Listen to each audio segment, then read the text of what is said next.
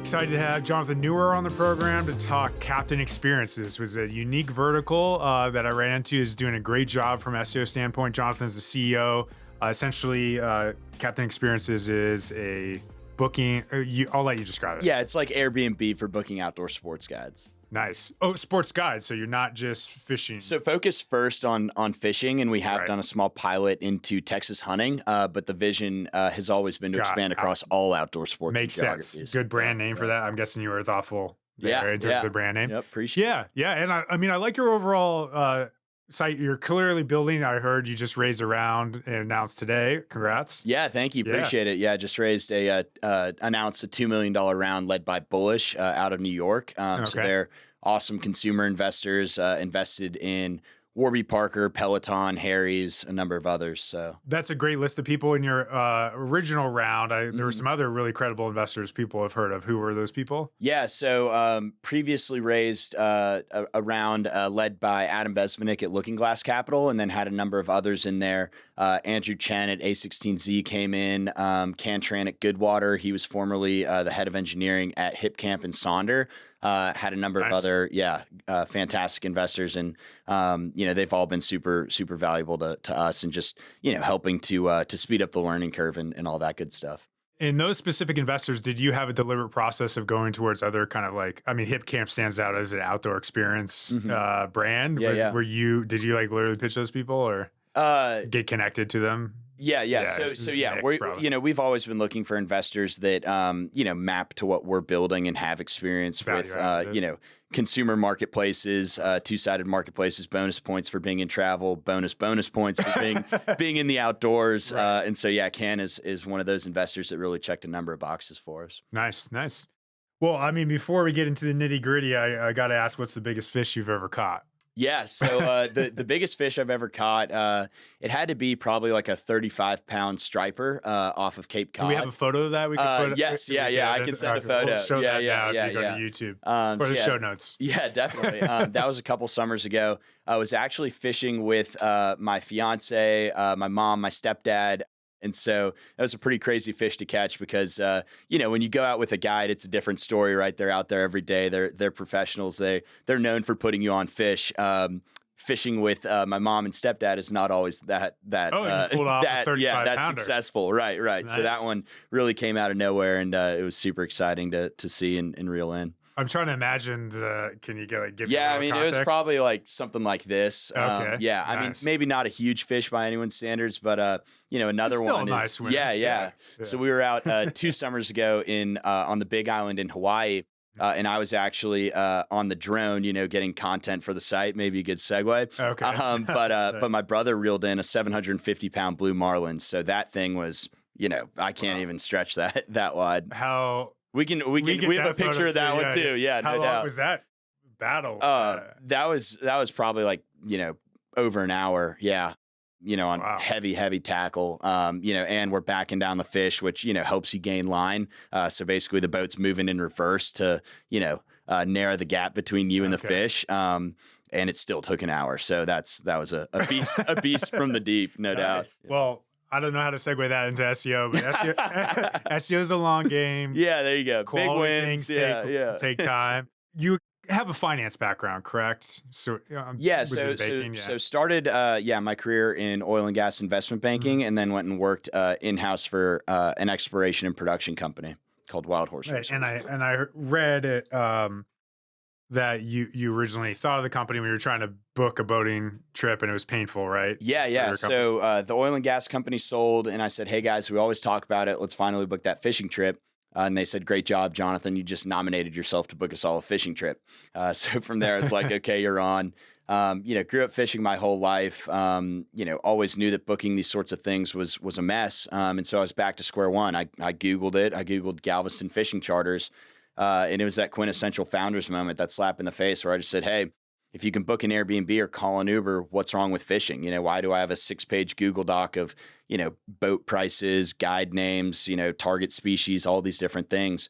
I just said there has to be a better way. I mean, I'm guessing this might be also the sort of the inflection point of how SEO became part of your thesis? I don't know if you knew what SEO was at that point. Like, how did that incorporate into your overall story? Yeah, definitely. It's actually a pretty funny story. So yeah, they're technical founders and they're non-technical founders, and I probably took non-technical to a whole different level. I really, I knew a website was a website, and that was about it. So I actually first heard of SEO when I had the idea for Captain. I drive down to the docks on a whim to Galveston, and I meet with these guides, and there's this captain on the docks, fixing a crab trap. And I'm pitching him on this, vision for Captain. And he goes, well, how are you going to help me with SEO? And I was like, what is that? Is that some sort of fishing technique I've never heard of? And I'm like, what's SEO? He's like, oh, come on, man. Search engine optimization. You're never going to make it, And I was like, wow, I need to get up to speed on this. And so that was the first time I heard of SEO.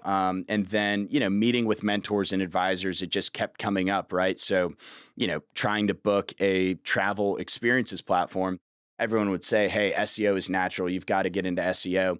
And so that's where I first heard of it. And from there, teamed up with my co-founder, Addison, our head of product.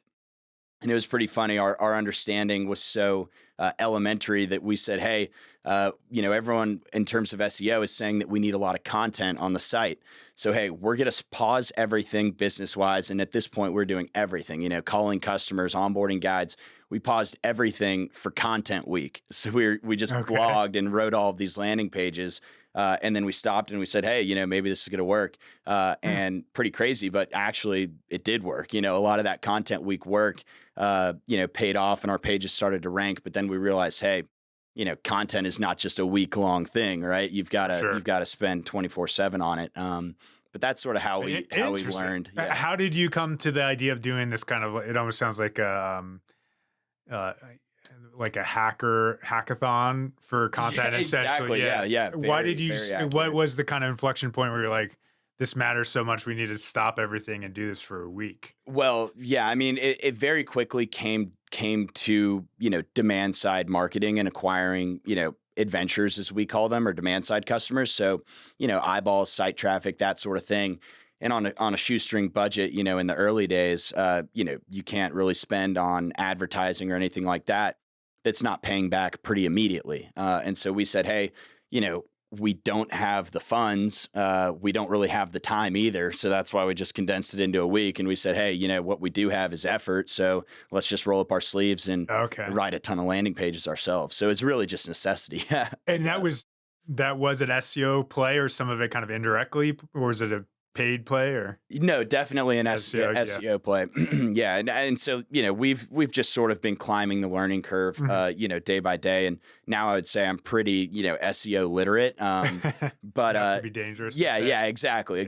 But in the early days, it was, writing landing pages for our Galveston fishing trips and being like, hey, Galveston fishing charters are great if you're looking for a Galveston fishing charter or something like that. Very spammy, very, keyword stuffy, no doubt. And then we quickly realized, hey, what would we as the user, want to be reading if we're booking a Galveston fishing trip? And so from there, we totally scrapped the pages, rewrote everything. And, I think voice is very important, right? And so what we've tried to do at Captain is we've said, hey, what sort of voice would someone looking to book a fishing trip want for that experience, right? They want someone who has all of the information, but it's also, the most exciting day or time for our adventurers, to book this trip, celebrating birthdays, getting 3 generations of the family out there, whatever it may be. And so that leads to, a casual conversational voice. And so that's how we wrote things, we'd say, hey, you're going to go out there and catch a monster, right? And you're going to have a blast, fighting the fish of a lifetime, things like that really excite people. I noticed that in looking at you versus your competitors when I was researching this interview, some of the other people were kind of dry feeling. Right. And did like your site kind of communicate some personality. It sounds like you were pretty... Like, when was that a very early decision, or what? Yeah, so I think that actually started, have to credit David, our guide onboarding manager, one of our very first hires. He would write these profiles for the guides, and, his stoke level was a 9 out of 10. And Addison, my co-founder, and I were writing, and, we were sort of a little bit more informational. And, we were about to go to David and say, hey, you've got to tone it down. You've got to be informational. But then we had this conversation thinking about what people actually want to read.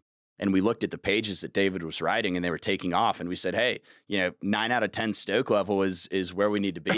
let's make it happen. Yeah, exactly. Nice, Yep. I mean, that's a good segue into just how those pages look generally, kind of have a unique feel. Yeah, we'll show it on the screen and also gives you a link. Maybe tell me your most competitive page. It won't be the most topically relevant link, but if we're looking at like a fishing charters page for Galveston, for example, and we'll obviously pull it up on the screen. Yeah, could you talk through some of the thought process of what goes into that and how you decided on the structure you have there? Yeah, I mean, again, I think it's just a learning curve and trial and error. So, at first, our pages used to be very content heavy, and they did start to rank very well very quickly. But then we started to, Captain began to mature and grow up as a business. And it went from, traffic to conversion plus traffic. Right. Yeah. And so we looked at, the content heavy pages and, they had great content. They had the Stoke level, but people weren't really clicking through. And so from there we said, hey, once again, what does the user want to see when they are at this stage in their user journey to book a fishing trip? Well, it's content, it's images. We want to get more into video. But that's where we came up with, adding these trip images. And we've spent a lot of time, curating those images so that they are high quality, and give people that excitement level that they're looking for. And then from there, the click through went up and that sort of thing. And then we still have the written content, that's a little bit more informational, below that. I dig that. I actually didn't realize that's subconscious to me, but seeing the photos of the people having caught the fish, right, versus like a logo of this company or this guide or something like that, which would be a default, kind of different level of inspiration and excitement. Exactly. Which it's is all about cool. Inspiration. Nice. I dig that. Yeah. I mean, you have an FAQ section in there. You decided to put that kind of midway through. Do you find a lot of people have questions about this industry, or also, I'm sure SEO consider content and consideration in there? Yeah, definitely. Yeah. The FAQs help with, increased visibility on Google SERPs, so the people also ask section. But then also, people on the page love to engage with that. And then we've also embedded some links in that content. And so, there's a lot of helpful information there on licensing, on pricing, on, things of that nature, target species. And so people can click through that way once again. Nice. So we jumped ahead a little bit, but I am curious to come back to kind of your growth story and how you told it with SEO included. So you don't have to disclose the percentages of like how much traffic you're getting from search compared to other channels, but it sounds like SEO is a big channel for you, or it definitely is part of that story. How did you communicate that in the early days to investors? Did you do like, I won't speak for you. How'd you do that? I mean, it was definitely tricky because, a lot of people think about SEO and it's very difficult to forecast, right? So you can look at the numbers that you're getting from a historical basis, but extrapolating that out forward looking is very tricky, at least in my experience. If anyone has, some sort of model, I'd love to see it. But so basically went back and leaned on my oil and gas experience, actually. And so, in oil and gas on the finance side, when you look at drilling, right, and company forecasts, you have a drilling model that says, hey, I'm going to drill this well, then I'm going to drill this well. And, it basically, you go in order of, the highest returning wells. And so that's what I did with SEO. We built a model that said, hey, based on Google Keyword Planner, these are the markets with the highest search volumes. These are the ones that are most valuable to us. We're going to drill these markets first, and then we're going to go and subsequently drill all of these other markets. And then we have, a strong, sustainable business. And so, basically extrapolated out our performance in the Galveston market. Since we had already sort of drilled that well, we were doing well in Galveston. And we said, hey, this is what we're seeing in Galveston, conversion rates, bookings, all that sort of thing. Extrapolate that out to the Destins of the world, the Key West, that sort of thing. And if we just perform at the level that we are in Galveston, we're going to build a business with this much annual revenue, whatever it is, and then send that over to investors. And then, it's very easy for them to say, hey, they've already done this in one market. They've already done this in the same channel. They've already done this in the same vertical, fishing. It's not that much of a leap of faith to say, hey, they can do this 50 more times across all these other markets. Nice. So you were already ranking in Galveston, or it was kind of also a paid? Yeah. Yep. Yeah. Already ranking in Galveston, Content Week, that sort of thing. Yeah. Yeah. Nice. So was like the whole site based around Galveston to start, or? Yeah, pretty much. So we really started, and again, like marketplace, two-sided marketplaces, it's all about liquidity and density. And so from the very beginning, we said, hey, rather than being nothing to a lot of people, we want to be something to a few people. So the main strategy was, hey, prove that this works in Galveston, and then from there you can rinse, wash, repeat. Yep. Yeah, I like that. I mean, it makes sense, and obviously there's a few different ways, but clearly your route of like proving one location is most credible for the actual like long-term numbers and economics of the business compared to just like going to Ahrefs or SEMrush and saying the search volume for this is blank, give me a lot of cash. You actually I don't know if you had seed funding or whatever, but I'm guessing you were scrappy to start and then raised your seed round with that initial traction, or? Exactly. Yeah. Yep. Makes sense. Yep. And that was how I'm guessing your most recent round is a more scaled up of that same idea as you've now proved it out further. Exactly. Now you just push it harder. Yep. Nice.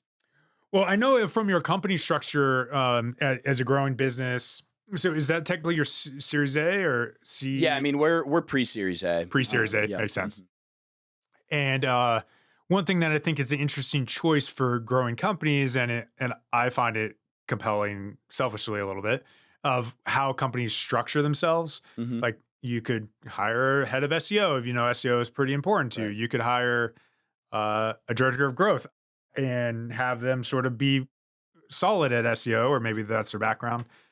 Lots of different ways you can structure your marketing organization on the consumer side, especially growing startup. But you have a director of performance marketing who does SEO, has it under their umbrella, and clearly has some skill set on that. How did you decide on that structure as compared to the other structures I kind of talked about? Yeah, I mean, I think we connected with Jake Lane, our director of performance marketing, a while back, and have just kept in touch and gained a lot of comfort with him in his background, scaling other Austin-based consumer two-sided marketplaces. And so gained a lot of comfort with him on the SEO side, and then also on the performance side, or, what would be more traditionally considered performance marketing. And so from there, I think that our perspective is that it's more about the people than sort of the specific roles. And so, SEO fit in his wheelhouse. And, we just said, hey, let's run with it. But, sort of speaking more broadly about that, we also quickly realized since day one that SEO is going to be, the foundation of Captain, right? It's, just such a strong acquisition channel, organic, somewhat evergreen, right? And so we said, hey, if this is our foundational acquisition channel and our business is based on acquisition, then really SEO is our business, right? We're in the business of SEO. And so what that means is that everyone is focused on SEO on our team. So, guide onboarding managers, David, who I touched on, he's been writing content for us, and Ian, our guide success manager, everything is thinking about SEO, product, site speeds and all of that. That all goes back into the technical aspects of SEO. Marketing, everything that we do on that front, even if it's PR and other things, that feeds back into SEO through backlinks and domain authority. So really, we have a 10-person team across all of these different functions, but somehow it all loops back to SEO. Is your director of performance marketing on all those conversations, or is it kind of just something that's become a DNA thing over time that everyone is sort of touching SEO? Yeah, it's sort of become a DNA thing. And so we talk about it on our, our all hands meetings every week. And everyone's pretty keyed in on it.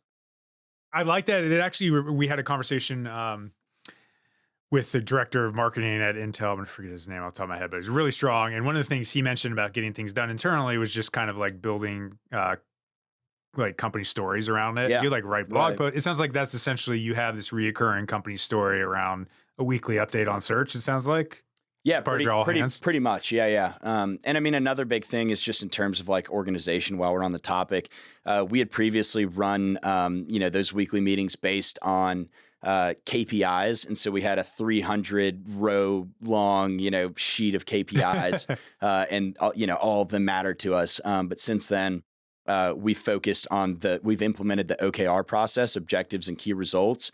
And so really it's just far more streamlined into, basically a thesis statement for the company. And then just everyone's, focused on that. What, out of curiosity, if you're comfortable sharing, like what are your SEO KPIs for the company? Like, are you saying assets published or links or? Yeah. I mean, so in terms of KPIs, it's everything, right? It's organic users, it's time on page, it's pages viewed, it's bounce rate, it's backlinks and referring domains, domain authority, all of those sorts of things. Nice. Yeah. Yeah, I like that you measured time on site and bounce rate, which are essentially like leading indicators of positive organic increase.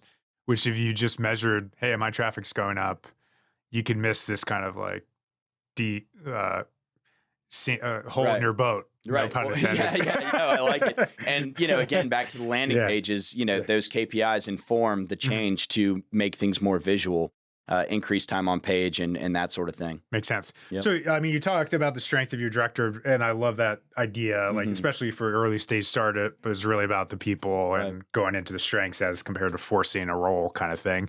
People got to wear multiple hats and all that, but it sounds like he's strong in PPC as well. That clearly can complement, should the economics work, SEO and your strategy. How did you think about the division of budget between those channels, if at all? Yeah, I'm wondering how you're thinking about those kind of things. Yeah, I mean, I think, the benefits of SEO are that, as I touched on there, it's evergreen, it's long-term, and it's organic, right? Just to be completely simplistic. In terms of paid, it is paid, so it's not organic. And then, it's not evergreen, right? So you have to keep, putting money into the machine.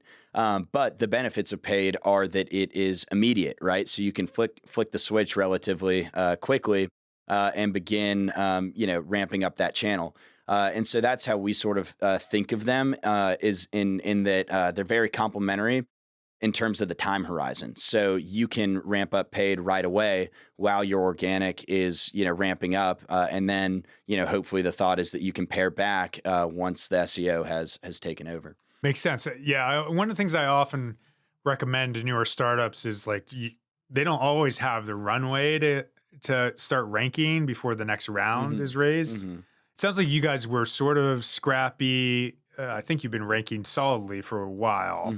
Was any of that a consideration at all, or in terms of your initial phase? And does that mean, Yeah. Well, I mean, what I will say is that, that was definitely what I just stated, an oversimplification of things, Right, So for example, in the early days, Addison and I, we tried our hand at paid, and it failed pretty miserably. I mean, we tore up some money for sure. But then having somebody like Jake, who, has seen it before with all of these other consumer marketplaces, he makes things look a lot prettier than we did. Nice. So you talked about drilling a well in Galveston. I'm guessing on both sides of the marketplace, that meant getting fishing guides. Is that correct in some of those? Yep. Is like how you were landing and expanding it? Those? Yeah, exactly. Yeah. Did you have any SEO considerations around that? Like when you would launch pages, would you need a minimum viable, like would you need 3 guides, or what was, I'm just wondering how you thought through things like that. Yeah, definitely. It was, it was something like 10 guides probably in each of those markets. And then from there, we could get a page and, have it look, flush and full of guides and opportunities. And from there, you just look at the liquidity data. So, for example, in Galveston, you might say, hey, everyone, like we have 10 guides in Galveston, but, they're all inshore fishing guides for redfish. Meanwhile, people on the site on that landing page are filtering for tuna. Okay, they're landing on 0 results on that page. we now need more offshore tuna guides out of Galveston. So that's how granular we get with that sort of liquidity in each market. It's not just, hey, 10 guides in Galveston, each guide is very different. You have fly fishing guides, you have conventional guides, you have inshore guides, you have offshore guides, all that sort of stuff. Yeah, I dig that for just overall good SEO consideration. Obviously, it's good for business as well, but just like not enough people probably are looking. In your case, it's filtering data, but also it could be search data. Like, what are they actually looking for in the context of your experience that they're not currently finding? I'm guessing there might even be like long tail search volumes around some of those things as well. Yeah, exactly. So there's our core focus were these location landing pages. But again, as we grow and develop, in a passion vertical like fishing, there's so much, long tail, intent, right? And so, things like Galveston tuna fishing charters, things like that are definitely, worth the effort. And so we've built landing pages towards that sort of thing. And then obviously, higher conversion rates because you're really matching that intent 1-to-1. Someone searching in Google for a Galveston tuna fishing trip is landing on a page that says Galveston tuna fishing trips, number of different charters right there for tuna, pictures of tuna. There's none of the inshore redfish stuff. And so the numbers look good. Right. I was just thinking about that with the photos we talked about earlier. Are you're mapping to that intent as well? Like we'd like to do more of that with the images. But right now we're just focus on finding quality images. Yeah. Maybe a final question around SEO as you get more mature.